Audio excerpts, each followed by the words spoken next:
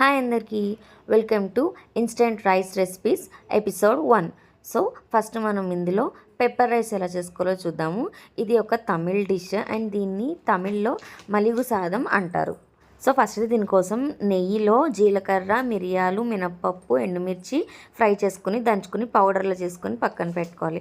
తర్వాత అందులోనే నచ్చితే నెయ్యి వేసుకోండి, లేకపోతే ఆయిల్ తీసుకోండి. క్రష్ చేసిన గార్లిక్ ఫ్రై చేసుకోవాలి. తర్వాత అందులో జీడిపప్పు, కరివేపాకు కూడా వేసుకుని ఫ్రై చేసుకుని ఇప్పుడు ఇందులో ఆనియన్స్ వేసుకోవాలి. టమాటో, ఉప్పు, పసుపు ఇవన్నీ వేసుకుని బాగా మిక్స్ చేసుకుని ఇందులోకి మనం ఉడికించుకున్న రైస్ వేసుకుని బాగా మిక్స్ చేసుకున్న తర్వాత మనం ముందుగా ప్రిపేర్ చేసి పెట్టుకున్న పౌడర్ని కూడా యాడ్ చేసుకొని ఇందులో లాస్ట్లో కొత్తిమీర, అలాగే నచ్చితే ఒక చెక్క నిమ్మకాయ రసాన్ని కూడా పిండుకొని టేస్ట్ చేయండి, చాలా బాగుంటుంది. అండ్ బాగా స్పైస్ ఇష్టపడే వాళ్ళకి ఈ డిష్ బాగా నచ్చుతుంది.